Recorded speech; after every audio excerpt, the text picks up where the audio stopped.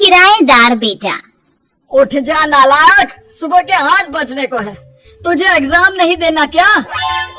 थोड़ी देर और सोने दीजिए ना पापा। तू उठता है या फिर मैं तेरे ऊपर पानी फेंकूं? रोज गधों की तरह सोता रहता है, पेपर की कोई टेंशन ही नहीं है। और एक हमारा समय था जब हम पेपर में फेल होने के डर से रात भर पढ़ा करते थे, सो ही नहीं पाते थे। तो क्या आप उसका बदला मुझसे लेंगे? मैं 15 मिनट बाद उठ जाऊंगा, आप प्लीज जाइए, मुझे डिस्टर्ब मत कीजिए। इतना कहकर रौनक रजाई ढककर फिर से सो जाता है। तू ऐसे नहीं मानेगा, रुक मैं अभी पानी लेकर आता हूँ। बस फिर क्या था, इतना कहकर वो भागते हुए बाथरूम में जाते हैं और पानी की एक बड़ी सी बाल्टी लाकर रौनक के ऊपर फेंक देते हैं। पानी पड़ते ही रौनक झट से उठ जाता है। ये आपने क्या किया पापा? अब तू उठेगा नहीं तो यही करना पड़ेगा ना। वैसे थैंक्स डैड, आपके कारण अब मुझे नहाने की भी जरूरत नहीं पड़ेगी। चलिए अब आप माँ से बोलकर मेरे कपड़े निकलवा दीजिए, तब तक मैं ब्रश कर लेता हूँ। वैसे कल ना आप एक काम और करना, नहलाने के साथ साथ मुझे ब्रश भी करवा देना। ये ब्रश करने में ना मुझे बहुत आलस आता है।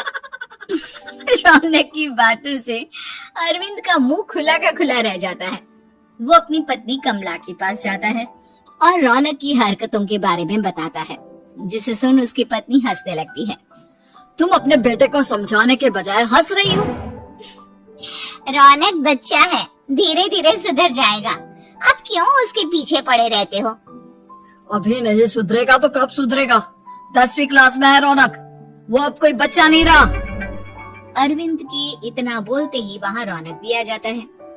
क्या डैड, मैंने आपको एक काम दिया था, वो भी नहीं हुआ आपसे। अरे क्या हुआ बेटा?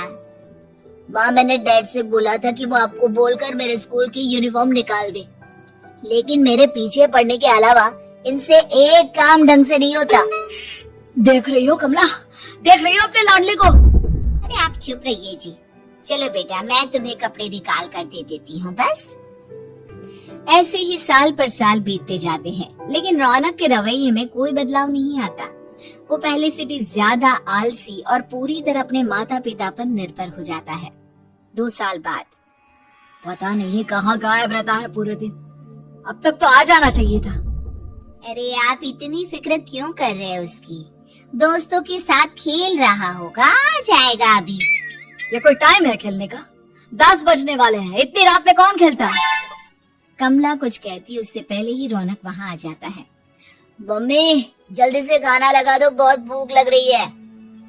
तुम्हें तब तक खाना नहीं मिलेगा जब तक तुम बता नहीं देते कि इतनी रात गए कहाँ से आ रहे हो।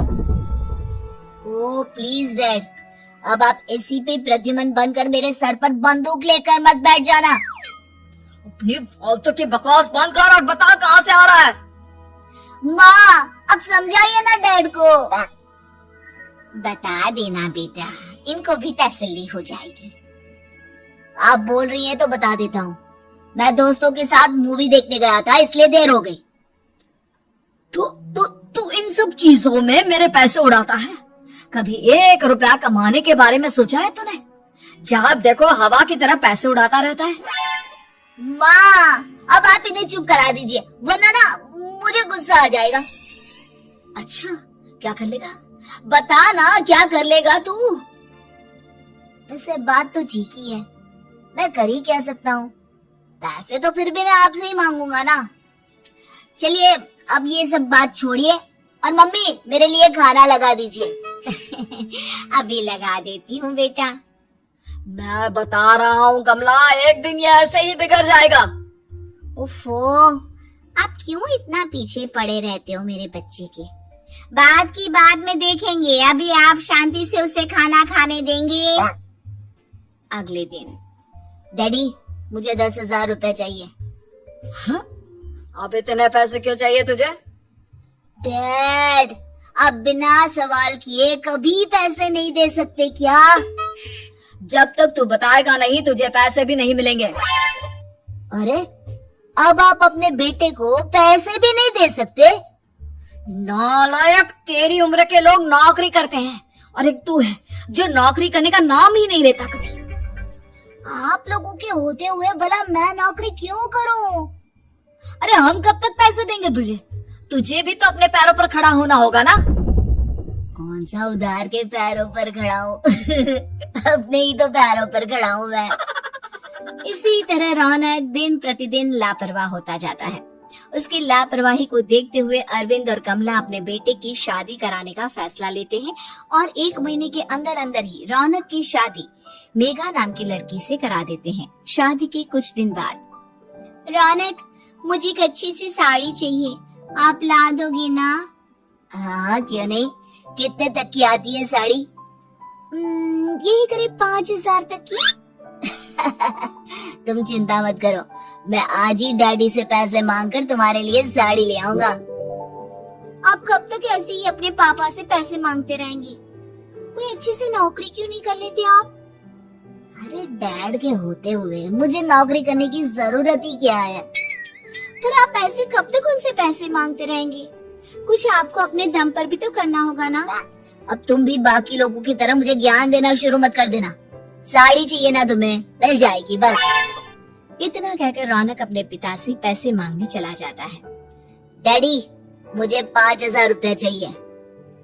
अब 5,000 क्यों चाहिए तुझे? वो मेघा को साड़ी चाहिए थी। अरविंद आगे बिना कुछ कहे चुपचाप उसे पैसे निकाल कर दे देता है। कुछ दिन बाद, तुम्हें नहीं लगता कमला, रौनक हम पर पहले से भी ज्यादा डिपेंड हो गया है? मुझे तो अब उसकी भविष्य की चिंता होने लगी है। कल को हमें कुछ हो गया तो वो क्या करेगा? काश तुमने पहले ये सोच लिया होता तो आज हमारा बेटा इतना लापरवाह नहीं होता। तब मुझे कहाँ पता था कि मेरा लाड प्यार उसे इतना बिगाड़ देगा कि वो इस हद तक लापरवाह बन जाएगा। कोई बात नहीं, अभी भी देर नहीं हुई। मुझे पता है उसे कैसे सुधारा जा सकता है। कैसे? अरविंद कुछ कहता उससे पहले रौनक वहाँ आ जाता है और पैसों के लिए हाथ फैलाने लगता है। डैड मैं और मेघा बाहर घूमने जाना चाहते हैं। अरे वाह, ये आज सूरज कहाँ से निकला है? Dad please. अच्छा चलो अब मुद्दे की बात करो। मुझे अब 25,000 चाहिए।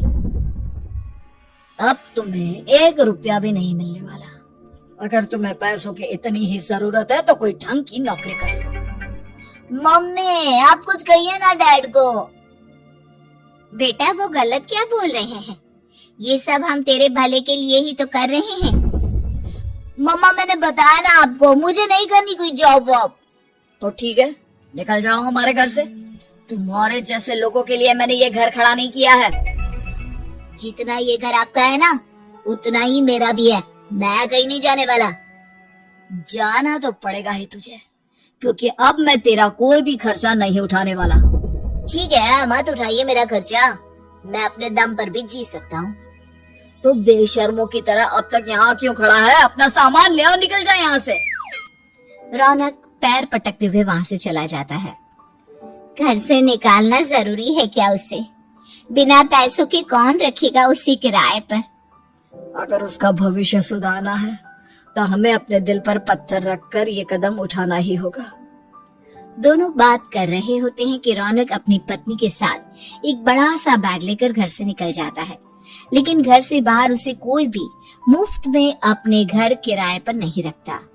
अंत में थक हार कर वो फिर से अपने घर चला जाता है। क्या हुआ? थोड़ी देर पहले तो दहाड़ते हुए घर से निकला था, अब क्या हुआ? नहीं रखा ना किसी ने तुझे किराए पर? डैड प्लीज, मैं कुछ दिनों में कोई अच्छी सी नौकरी शुरू कर दूंगा। आप तब तक तो हमें रख लीजिए प्लीज। सुबह से रात हो चुकी है लेकिन कोई हमें रखने को राजी नहीं है। अब आप ही बताइए, इतनी रात को मैं मेघा को लेकर कहाँ जाऊंगा? ठीक है, बहू की वजह से मैं तुझे घर पर रख रहा हूँ, लेकिन तू इस घर में एक बेटे की नहीं बल्कि एक किराएदार की हैसियत से रहेगा। 3 महीने है तेरे पास। इन 3 महीनों के अंदर अंदर मुझे तेरी पहली तनख्वाह हाथ में चाहिए, समझ गया? पक्का डैड, इन 3 महीनों के अंदर अंदर तो कोई बढ़िया सी नौकरी ढूंढ ही लूंगा मैं। ऐसे ही धीरे धीरे समय बीतने लगता है और अरविंद के दिए 3 महीनों में से 2 महीने बीत चुके होते हैं। पापा जी ने हमें 3 महीने दिए थे, जिसमें से 2 महीने तो बीत चुके हैं। अब ये आखिरी महीना बचा है। अरे तुम चिंता मत करो, आज मेरा ना 2 जगह इंटरव्यू है, दोनों में से कहीं ना कहीं तो जॉब लग ही जाएगी। अच्छा, all the best. Raunak interview के लिए निकल जाता है, जिसके बाद शाम में रौनक घर आता है। कैसा गया इंटरव्यू? आपकी नौकरी लगी या नहीं? अरे पहले सांस तो ले लेने दो अच्छे से।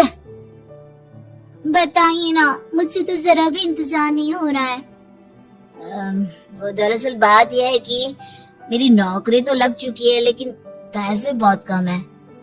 कितने पैसे हैं? 15,000। इतने में अरविंद और कमला मिठाई का डिब्बा लेकर आ जाते हैं। बधाई हो बेटा। हम जानते थे तेरी जॉब जरूर लगेगी, लेकिन मेरी सैलरी